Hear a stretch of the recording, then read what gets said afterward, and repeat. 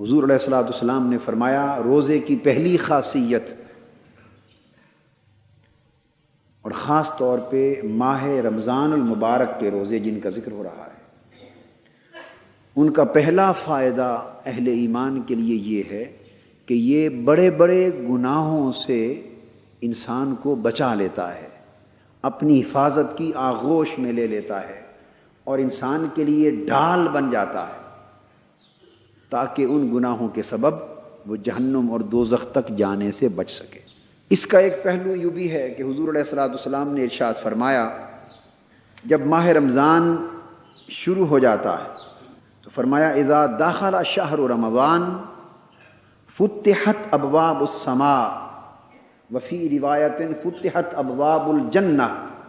وغلقت ابواب جہنم وسلسلت الشیاطین۔ فرمایا جب ماہ رمضان المبارک شروع ہو جاتا ہے تو اللہ تبارک و تعالی 3 فیصلے صادر فرماتے ہیں۔ ایک یہ کہ آسمانوں کے اور جنت کے دروازے کھول دیے جاتے ہیں، جنت کے سارے دروازے کھول دیے جاتے ہیں، اور آسمانوں کے دروازوں کے کھولنے کا مطلب یہ ہے کہ اشارہ ہے اللہ پاک کی رحمتوں، نعمتوں اور برکتوں کے دروازوں کی طرف۔ کوئی دروازہ اللہ کی رحمت کا دروازہ ہے، کوئی اللہ کی بارگاہ سے مغفرت کا دروازہ ہے، کوئی اس کے فضل و کرم کا دروازہ ہے، کوئی اس کی رحمت اور اس کی قربت کا دروازہ ہے۔ الغرض اللہ پاک اپنی رحمتوں اور برکتوں اور اخروی نعمتوں کے سارے دروازے ماہ رمضان المبارک کے لیے کھول دیتے ہیں، اور جنت کے سارے دروازے بھی کھول دیے جاتے ہیں۔ اور صرف اتنا کرم نہیں ہوتا کہ جنت کے سارے دروازے کھول دیے جاتے ہیں، مطلب اس کا کیا ہے؟ مطلب یہ ہے کہ اس مہینے میں جنتی بننا لوگوں کے لیے آسان کر دیا جاتا ہے۔ سارے دروازے کھول دینے کا مطلب یہ ہے کہ جنتی بن جانا، اللہ کی بارگاہ قرب تک پہنچ جانا، اس کے فضل و کرم اور اس کی نعمتوں کا مستحق بن جانا، اور اس کی رحمتوں اور بخششوں سے نوازا جانا سال کے بقیہ 11 مہینوں کے مقابلے میں اس مہینے میں بڑا آسان کر دیا جاتا ہے۔ وغلقت ابواب جہنم، اور دوسرا فیصلہ یہ ہوتا ہے کہ دوزخ کے سب دروازے بند کر دیے جاتے ہیں، دوزخ کے دروازے بند کر دیے جاتے ہیں۔ مطلب یہ ہوا کہ وہ عوامل جو انسان کو جہنمی بناتے ہیں، وہ بڑے گناہ جن کا ذکر ابھی ہو رہا تھا، وہ محرکات، وہ عوامل، وہ اسباب جو انسان کو کھینچ کر جہنم کی طرف لے جاتے ہیں، ان میں اتنی بڑی کمی کر دی جاتی ہے کہ جس کمی کی طرف اشارہ کیا جا رہا ہے کہ لوگوں، ہم نے تو جہنم کے دروازے بند کر دیے ہیں، اب تمہاری مرضی کہ اب بھی جنتی نہ بن سکو تو نصیب ہے تمہارا۔ یعنی ہم نے تو جہنم کے دروازے بند کر دیے، جنت کے دروازے کھول دیے،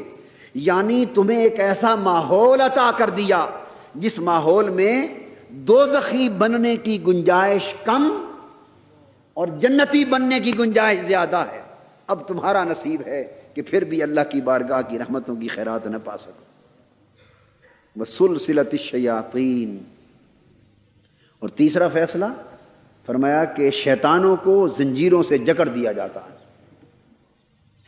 شیطانوں کو زنجیروں سے جکڑ دیا جاتا ہے۔ 2 عوامل ہوتے ہیں انسان کو گمراہ کرنے کے، ایک خارجی عامل وہ شیطان کا، ایک داخلی عامل وہ انسان کا نفس۔ تو اللہ پاک نے فرمایا کہ ہمیشہ انسان جب برائی کر بیٹھتا ہے تو کہتا ہے کہ لعنت ہو شیطان پر، اس نے مجھے بہکا دیا۔ بے شک وہ شیطان لعنت کا مستحق ٹھہرا، مگر شیطان کے بہکاوے میں آ جانا یہ زیادہ تر بدی اور تباہی اور ہلاکت کا باعث بنتا رہتا ہے۔ فرمایا کہ ہم اپنے بندوں پر اتنا کرم بھی کرتے ہیں کہ جتنے شیطان ہیں انسان کو بہکانے والے، ان کو اس مہینے کے لیے جکڑ کے بند کر دیا جاتا ہے۔ گویا خارجی عوامل بھی روک دیے جاتے ہیں، بس صرف ایک اندر کا عامل انسان کا اپنا نفس رہ جاتا ہے۔ صرف ایک اندر کا عامل رہ جاتا ہے انسان کا نفس، اور پھر اس نفس کی اصلاح کے لیے روزہ عطا کر دیا ہے کہ صبح سے شام تک اللہ کی رضا پر روزہ رکھنا، اور رات کو اللہ کی رضا میں قیام کرنا، اور پھر قیام کے دوران اللہ کا کلام سننا۔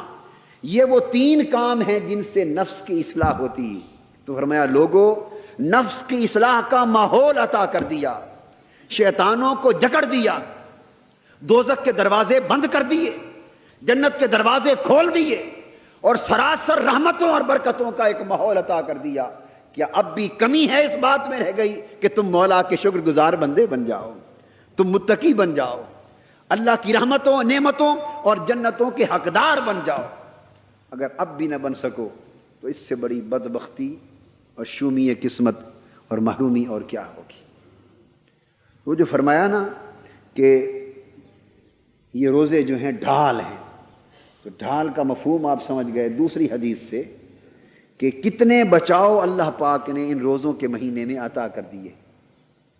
اس لیے ان کو ڈھال کر دیا کہ یہ ڈھال ہے۔ سب سے پہلے نئی ویڈیوز کو حاصل کرنے کے لیے شیخ الاسلام ڈاکٹر محمد طاہر القادری کے آفیشیل یوٹیوب چینل کو سبسکرائب کریں اور بیل آئیکن کلک کریں۔